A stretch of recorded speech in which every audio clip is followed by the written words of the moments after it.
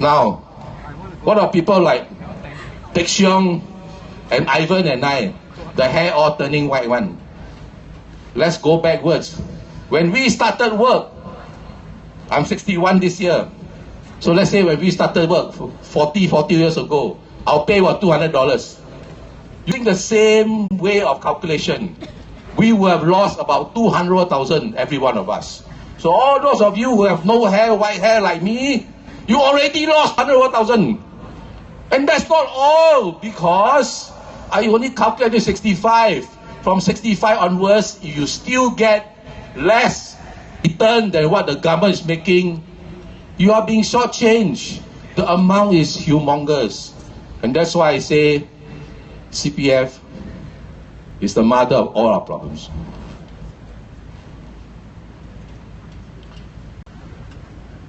Healthcare. I was here yesterday also.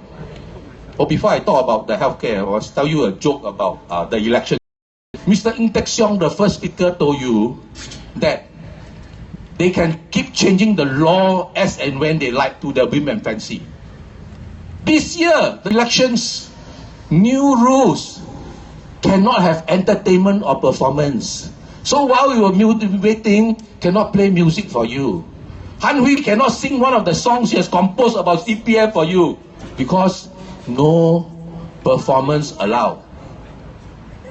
Back to healthcare. Just here yesterday you were told, oh, healthcare in Singapore is very affordable, you know.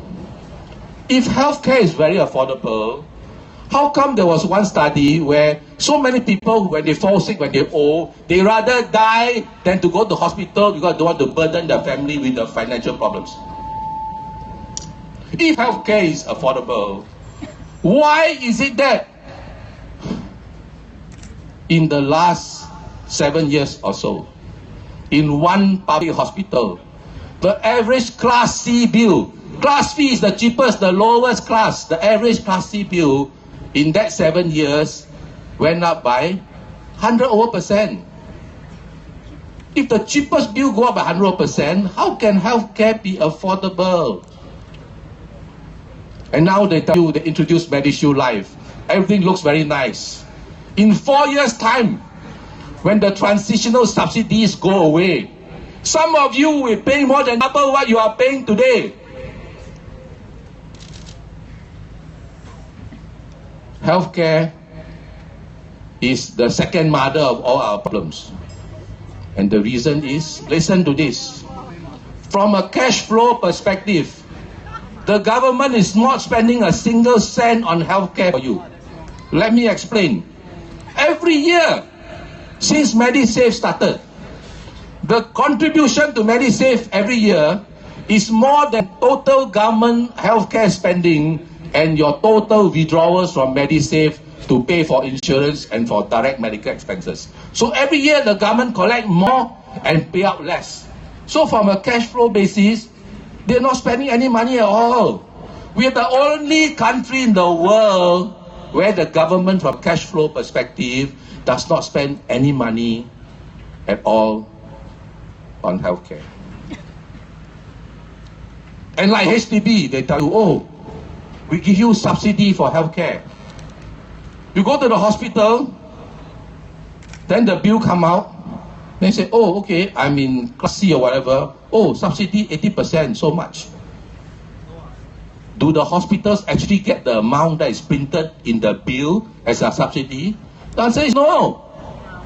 The hospital don't get the subsidy. The hospital get what is called a average reimbursement based on average how many treatment you have. And it's because of this that the public hospitals are so stretched for money that when you go to the hospital, likely this is what they will tell you. Oh, okay, since you were referred from a private doctor, I cannot let you go to subsidized ward C or B2. You go to polyclinic, get referral, then can be C or B2. Or you go straight to the accident emergency, or you have a CHAS card, you come from the participating private clinics. Why do you have a system that does not allow people who come from a private doctor to enter a subsidized ward at B2 and C? And so for people who cannot wait, say, okay lah, I take the non-subsidized ward. You go to B1 or you go to A. And halfway you say, wow, this problem supposed to stay 3 days, now stay 1 month already, I cannot afford. Can I downgrade or not? Can, go for means testing.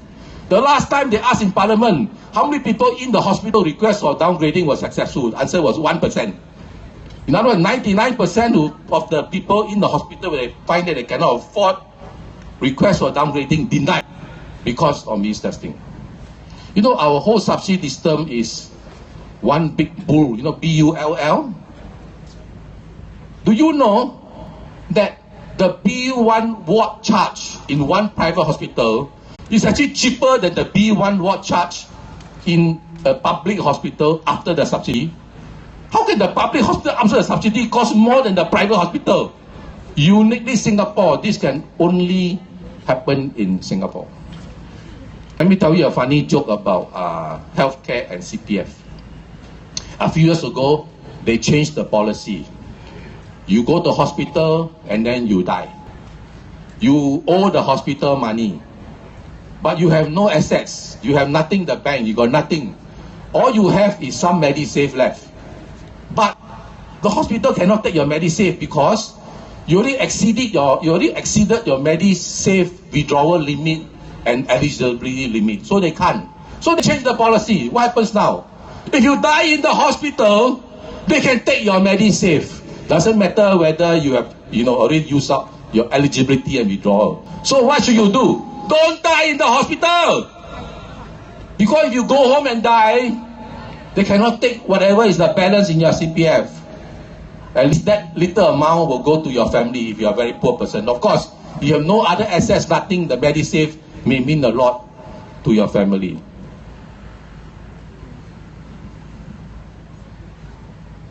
Next, let me talk a bit about education. You know, when you watch parliamentary debate on education, it's like a jigsaw puzzle. Because when the MP asks, how much you spend on foreign student scholarship? They say, okay, we spend, let's say, 30 million. But that's only for the first year. Now, the foreign students don't come and study for 1 year, right? They study 3-4 years. So you have to take calculator and guess, multiply yourself. Okay, it's about 100 million. Then another person will ask, what about the tuition grant given to PRs who are not Singaporeans and foreigners? Oh, okay, that one is about 200 million. But that's still not the whole picture. Then you ask, what is the scholarship and all the money that they pay to foreigners who are on the graduate program, not undergraduate? No answer. So the one question we need to know is very simple. All the undergraduate and graduate students in all the public universities, how many are non-Singaporeans? Don't give me sometimes Singaporean and PR together, locals. How many? We estimate the percentage to be 30% of total enrollment in the universities are not Singaporeans. And the amount they spend, we estimate about $400 million. Can you imagine what $400 million can do for you Singaporeans for education if they did not spend it on the foreigners?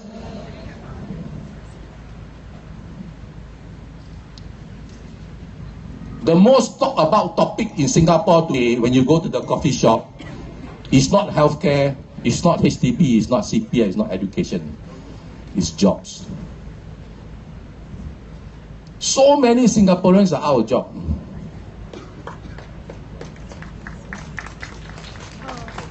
Those clapping must be out of job, or you know somebody out of job, is it? So many Singaporeans are what we call underemployed. You know, underemployed, doing some freelance job or part-time job, or getting less than half the previous pay because they cannot get a similar job. So, yesterday also here, they tell you, we created jobs for Singaporeans. It's good to bring in foreign workers because we create jobs for Singaporeans. Let me give you the numbers and you decide for yourself. In the last 8 years or so, we created about 350,000 local jobs. Local jobs means Singaporeans and PRs. Against these 350,000 approximate in the last 8 years local jobs, we created about 490,000 foreign jobs. But that's not how bad it is. In the last 7 years, from 2007 to 2014, we granted about 350,000 new PRs and about 150,000 new citizens. So how many of the 350,000 local jobs you created actually went to Singaporeans, true blue Singaporeans, minus the PRs, minus the new citizens? When you look at these statistics, then you realize why so many people are suffering. Because the statistics do not tell you the true story. Okay, jobs is one thing. What about pay? They always tell you, oh, pay has gone up, you know. Now, since they always don't give you all the statistics, I also don't know. But I do my analysis and I estimate in the last 16 years or so, your median basic pay, gross pay, total wage, real increase, hardly any increase. Hardly any increase means less than 1% per annum. You know, it's very difficult to look at the labor statistics because they keep on changing the story, you know, keep on changing the definition. Let me explain. It used to be they will give you the wages of Singaporeans. Now, don't have already. Everything they tell you is wages of locals. But we can calculate roughly. The PR earn about 20% than the Singaporean. Why is it they cannot break down the labor data into Singaporean PRs? Why always locals? You know why? Because not only do they change the definition of a Singaporean or local, they also change the definition of the wages of a worker. It used to be the wages is about all workers. All worker means full-time and part-time. Now, they only emphasize on what they call full-time employed residents' wages. Not all workers, not Singaporeans. In the not too distant past, all the wages, the data is shown as excluding employer CPF. Now they only emphasize on including employer CPF. All the recent years increase in employer CPF goes to the special account and the MediSave account. Are these disposable income that you can use? This money you can spend on special account you can spend, MediSave you can spend, yeah, go to hospital, then you can use the money. So how can this be counted as an increase in real wages? Actually, we have so many problems, right? HDB, healthcare, HDB, jobs. And normally, I don't speak so long. If you watch all my speeches at Hong Lim Park, I normally speak for 10 minutes or 15 minutes at the most. I must have gone on for I don't know how long already. But the problem today is, because of the new rules, you know what are the new rules this election? If you are a candidate for the election, you cannot speak at anybody else rally. If you are CEC member of a party that has candidates that are standing for election, you also cannot speak at anybody else rally. So who can come to speak at Henry Wee's rally? Hardly anybody. 161-year-old and 175-year-old.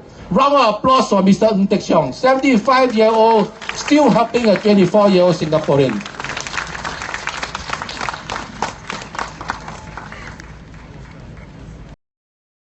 Only when I volunteered to help Han Wee did I realize the tremendous odds that are against her when you try to run for election. You know how much it costs to book this field? $1,550.20 for 3 hours. You know how much it costs to put up the barricade? Luckily, the contractor came in time. If he didn't come to put the barricade, this rally would have been cancelled, money gone. The cost of putting up a barricade is $1,605. You know how much the cost of putting up the stage and the sound system? I don't even know, right? God help me. And now, for the fight that all of you have come and have been waiting for, The 23-year-old, 24-year-old, she just 34, 33 kilos. The bravest Singaporean who dared to speak up for you against all odds. I give to you, Han Weiwei! Han Weiwei! Oh, Han Weiwei! Han Weiwei! Han Weiwei! Han Weiwei! Good evening, Singaporeans. 大家晚上好。My name is Han Weiwei. I'm 24 years old, the youngest candidate and an independent candidate. People are saying, why are you not joining any political parties? Why did you not have people who help you? If I do not have people to help me, I don't think I'll be standing here today. Please give my volunteers among you a round of applause. 今天我可以站在这里，不是我一个人的功劳。如果我一个人有这样厉害，我是超人了了。我是有很多人帮我，很多人在后面支持我。在此我很感谢大家，大家今天来这里支持我，谢谢。Why did we get into a three-corner fight?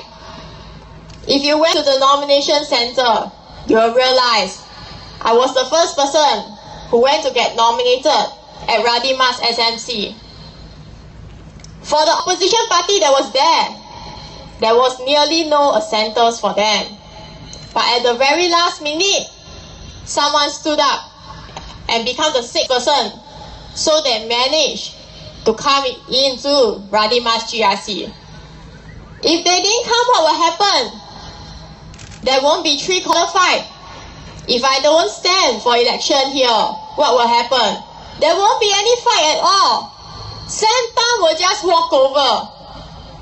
Santan has been here at Radin Mas SMC for about 10 years. What have he done?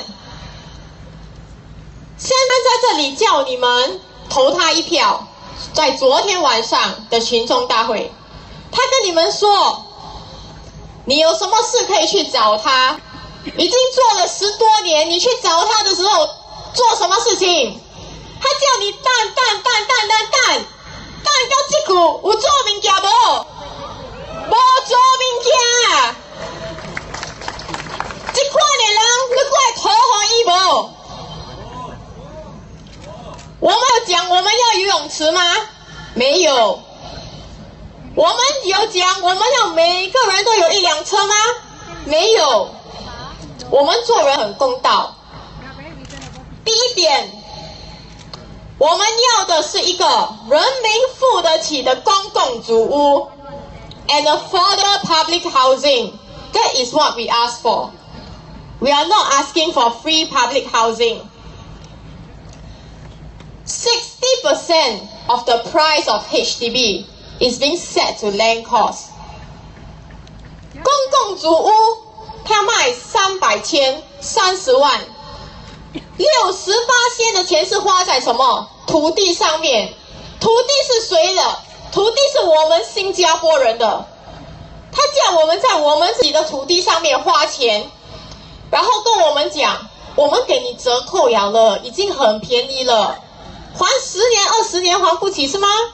不要紧，你可以还30-40年。昨天晚上他讲，1000块以下也是可以买公共组屋，你可以慢慢买房子，然后还40-50年。他以为我们是什么？我们不是跟以前当龙巴的那个人一样，我们不可以管一个国家做一份工作做50年。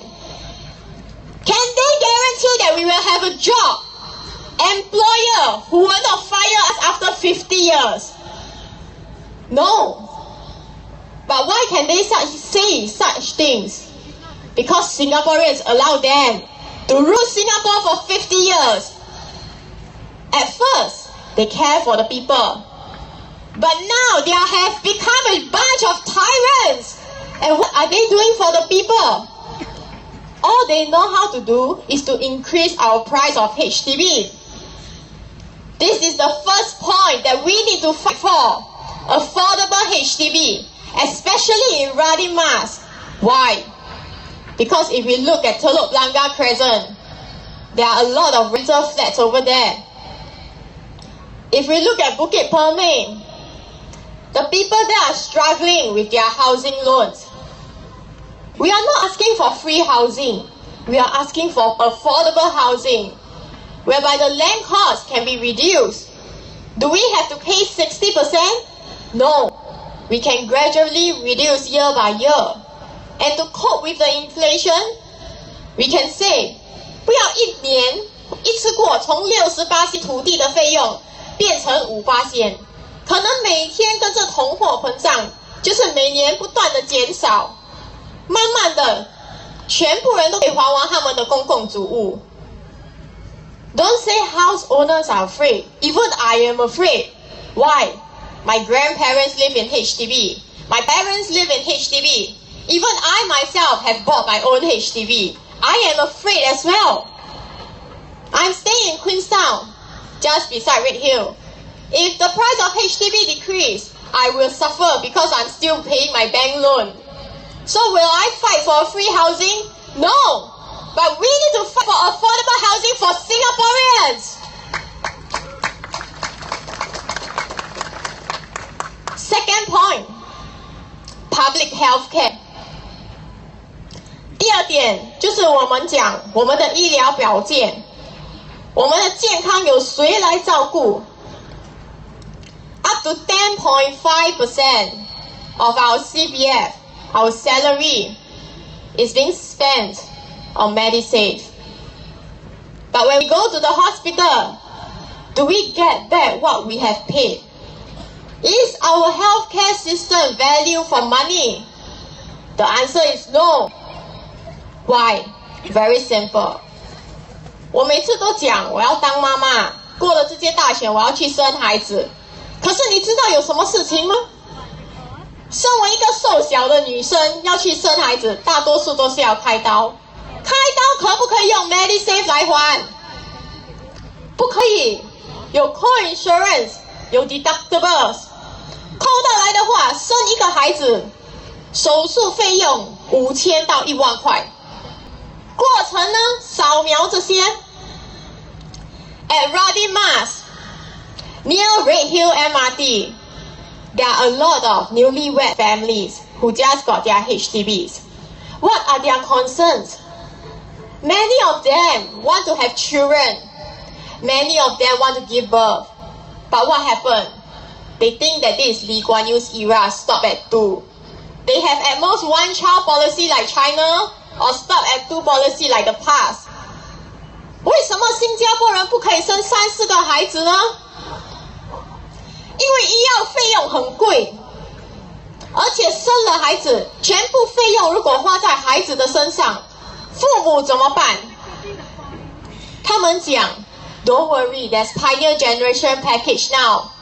Don't worry, we will take care of our elderly. Do they really take care of our elderly? No. Look at the Pioneer Generation Package. How many of you look at it properly? The Pioneer Generation Package is as good as a scam. Why? It's very simple. Do you get cash out of it? Or do you get money put into your CPF account? 钱如果没有在你的手上，你还讲是你的钱吗？如果是的话，很容易。他可以进来跟你讲，每个人都有500块，每个人有1000、1万块，钱在哪里？在公积金户口里面，可以拿来买饭吃吗？不可以。生病的时候讲可以看医生。Go to the A&E and then you try and see whether they let you deduct using the Medisave account. Under what situation? What are the terms and conditions? 这些密密麻麻的字好像黑蚂蚁，每次写在纸下面，讲说钱你可以拿回去，可是真的可以拿回去吗？不可以。要用的时候真的可以用吗？不能用。这样子，你给我们这些钱是什么用途？你为玩 Monopoly 是吗？假钱拿用，我们可以这样对待我们的人民吗？在拉丁马市住在红山那一区的有很多新婚夫妇，他们要生孩子，最后呢，怕医药费贵，没有生。住在里面一点 Telok Blangah Crescent 有很多老人，然后他们有什么用途？他们要什么费用？要怎样花费？这些他们都用不到的钱，你跟他讲说是属于人民的，人民有机会用，可是他们根本用不到。That's why we need to fight for a better healthcare system. If they are going to charge 10.5% of our CPF, our salary, into MediSave account, then they need to provide us with a healthcare system that is sustainable, that is working for all Singaporeans. Because if healthcare is affordable, Singaporeans do not have to go down the path of euthanasia. If healthcare is affordable, Singaporeans will not be suffering today. We can retire and lead our golden years. Our third final point is our CPF, our future. A large sum of our CPF, our salary, is being locked inside.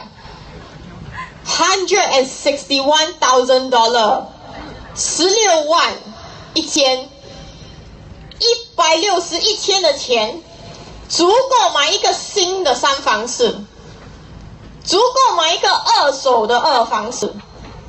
然后呢，这笔钱被锁在公积金里面。只有在新加坡，我们21岁才可以投票，可是18岁男生就要去当兵。他可以让男生就是拿催泪弹、拿手榴弹、拿枪，他跟你讲说，你们不可以投票，因为你们还不是很聪明，还没有成熟。还没有成熟的人，你叫他去拿一把枪，有没有搞错？Never mind. After that, they say, when you are 21 years old, you have to be responsible for yourself. Whatever you do is against the law. We will send you to the prison, to the jail. So 21 years old, we can be responsible for our action. We cannot be responsible for our money. Are you kidding me? The PAP has been saying, 55岁啊, 55 years old, you are still young. You don't know how to take care of your money. Come, we will postpone it to 60, 65 years old. 可能60、65岁啊，你老了对吗？比较成熟啊，你的公积金可能可以还给你，你才懂得怎样用你的钱。